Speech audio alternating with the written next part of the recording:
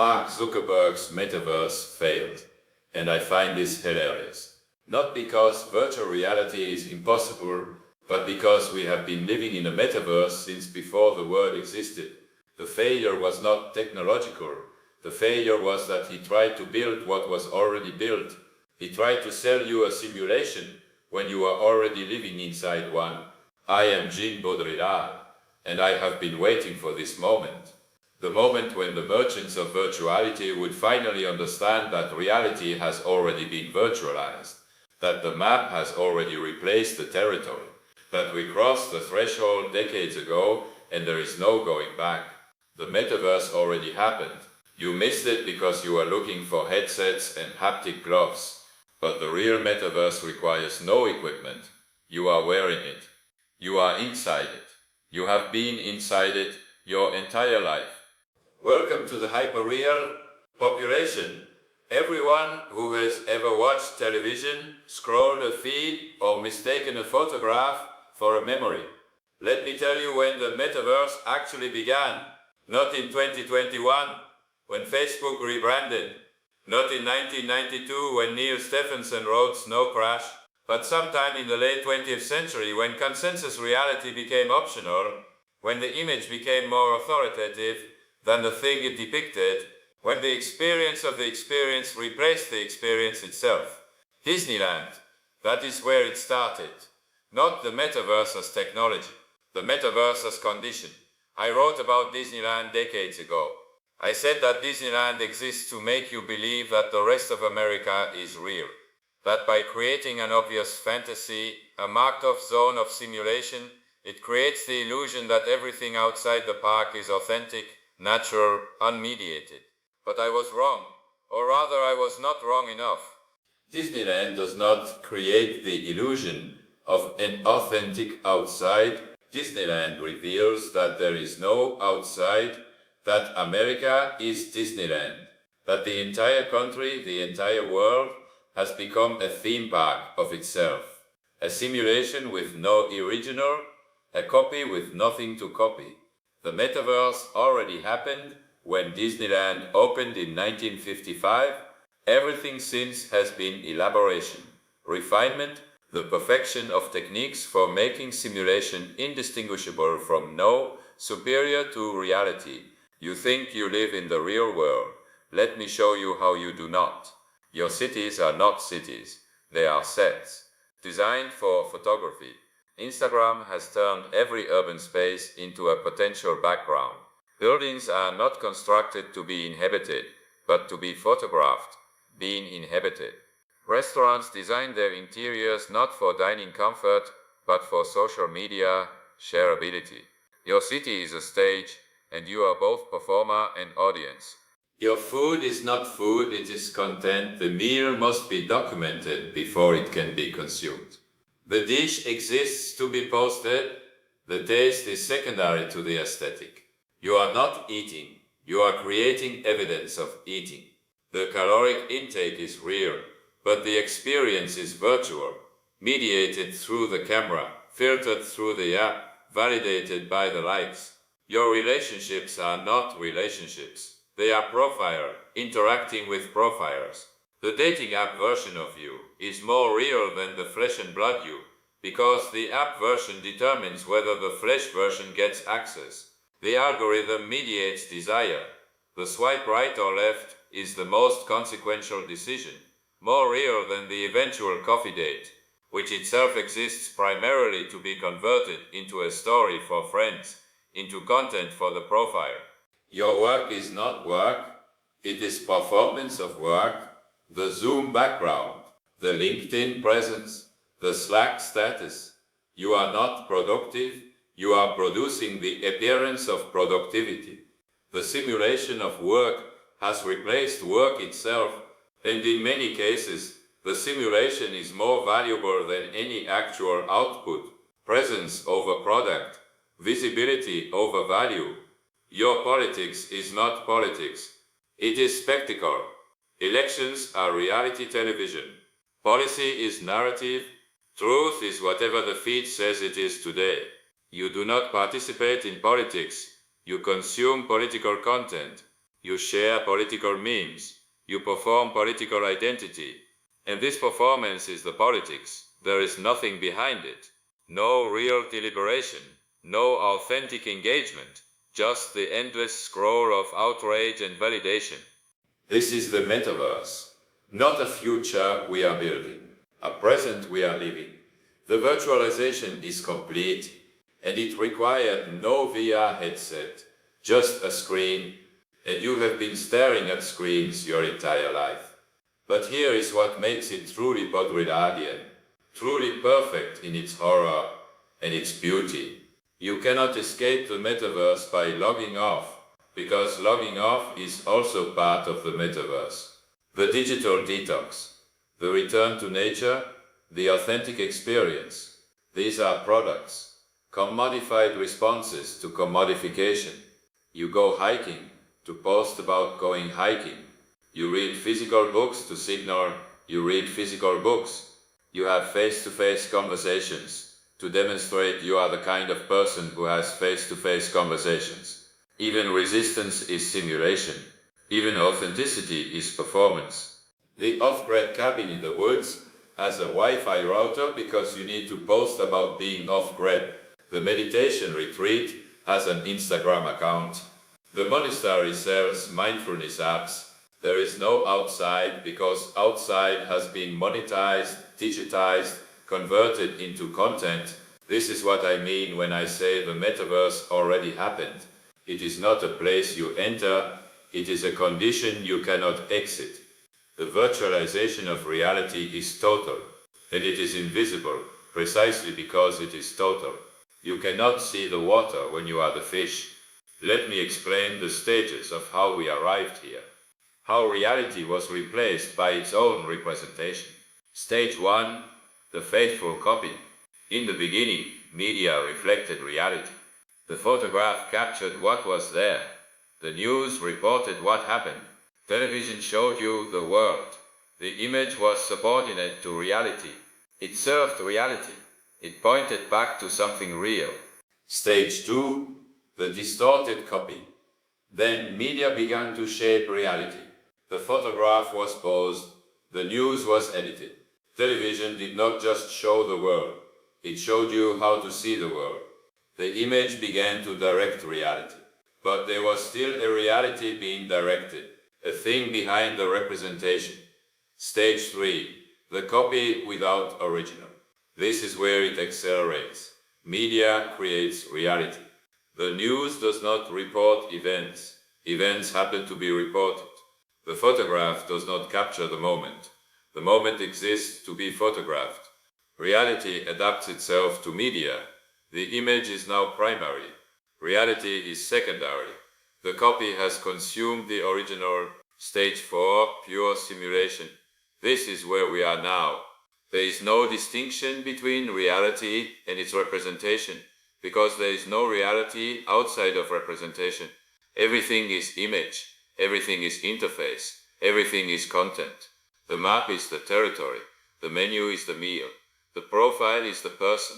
This is hyperreality, and hyperreality is the metaverse. Not a digital world we will someday enter, but the condition of the world we already inhabit. A world where simulation has replaced reality so completely that the word reality no longer refers to anything. You want proof? Let me show you. Google Maps is more authoritative than the street.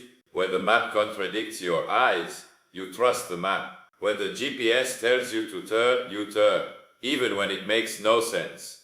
The digital representation of space has become more real than space itself. You navigate not through the world, but through the map of the world. And when the map is wrong, reality must be wrong, not the map. Wikipedia is more authoritative than memory. When your recollection conflicts with the Wikipedia article, you assume your memory is faulty. The collective digital record overrides personal experience. History is what the internet says it is. The past is continuously written, updated, edited. And we accept this because the simulation is more reliable than reality. Social media is more authoritative than presence. If an event is not posted, did it happen? If a relationship is not Facebook official, does it exist? If your life is not documented in stories and reels, are you alive? The digital record has become the measure of existence. To be is to be perceived by the algorithm. This is not a metaphor. This is not philosophy. This is your daily life. You have outsourced reality to devices, and the devices have replaced reality with interface, with simulation, with metaverse. And you did not need a headset. You just needed to be born after 1970, to grow up in a world where mediation was already total. Now let me tell you why Zuckerberg's Metaverse failed. Why Metaverse $40 billion on a project that arrived dead. It failed because he misunderstood the assignment. He thought the Metaverse was a product to build, a virtual space to create, a platform to sell. But the Metaverse is not a product, it is a condition. And the condition already exists. He tried to make virtuality explicit. He tried to make you consciously enter a virtual space, put on the headset, log into the world. But that is not how virtualization works. Virtualization works by becoming invisible, by becoming default, by becoming the only option that does not announce itself as an option. The most successful metaverse is the one you do not realize you are in. The one that feels like reality, the one that has no boundary, no login screen, no loading time, the one that is simply the world as you experience it. That metaverse already exists. It is called living in the 21st century. Zuckerberg wanted to create a new layer of mediation, but we are already suffocating under infinite layers of mediation. He wanted to add VR goggles to people who are already seeing everything through screens. It was redundant, it was too much, it was honest about being simulation, and simulation cannot afford honesty. The successful metaverse, the real metaverse, lies. It tells you it is reality. It tells you the feed is information, the profile is identity, the like is validation, the view is experience, and you believe it, because you have no reference point for anything else. Here is what disturbs me most. What should disturb you? There is now a generation, perhaps you are part of it, that has no memory of a pre-metaverse world.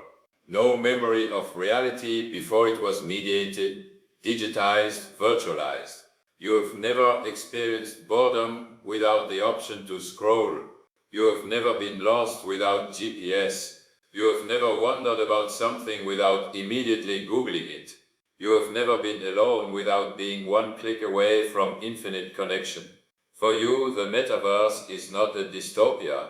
It is not even noticeable. It is just the world. The only world you have ever known. And this is the final stage of hyperreality.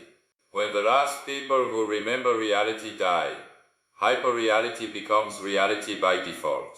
There is no one left to say this is not how things are, because this is how things are. This is how things have always been. For you, the simulation has won, not through conquest, through generational replacement.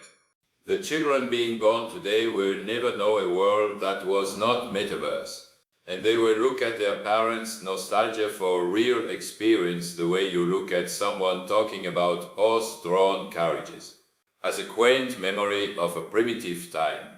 So what does this mean? Where do we go from here? Some of you want me to offer solutions, an exit strategy, a way to reclaim reality from simulation. But there is no exit. That is the point. The metaverse is not a place you are trapped in. It is the structure of contemporary existence. You cannot opt out of existence. You can delete your apps. You can throw away your phone. You can move to the woods, but you are still in the metaverse. Because the metaverse is not the technology, it is the condition the technology revealed and accelerated. The metaverse is this: living in a world where there is no reality check, where there is no ground truth, where everything is representation and nothing is presence, where the map is all there is, and perhaps this is fine. Perhaps this is what we wanted all along. Reality was difficult. Reality was uncomfortable. Reality had limitations, consequences. Finality, hyperreality is easier. Hyperreality is editable. Hyperreality is editable. To experience whatever your feed shows you.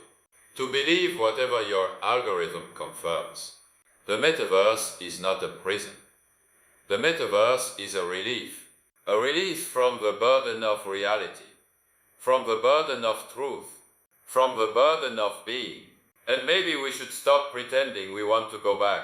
Stop pretending there is a back to go to.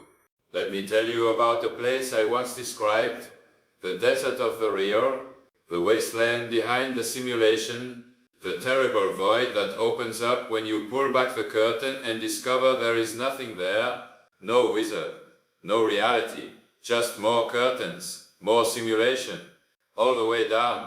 You think the desert of the real is a place you might find if you escape the metaverse. But the desert of the real is the metaverse. They are the same place. The desert is the recognition that there is no oasis, no authentic experience waiting at the end of the journey, no real world behind the virtual one. There is only this, the endless production of images, signs, simulations, the hyperreal manifold, the metaverse we have been building collectively, unconsciously, inevitably, since the invention of mass media. And we cannot leave because there is nowhere to leave to. The metaverse is not surrounded by reality. The metaverse is reality, the only reality we have left. So, here is what I offer you. Not hope, not solutions, but clarity. Stop waiting for the metaverse to arrive. Stop fearing the future of virtual reality. Stop worrying about when we will cross the threshold into simulation. We crossed it. Decades ago, you have been living in the metaverse your entire life. Zuckerberg's billion-dollar failure was trying to sell you what you already bought, what you already are. You are not a user of the metaverse. You are a node in it, a data point, a pixel in the infinite screen.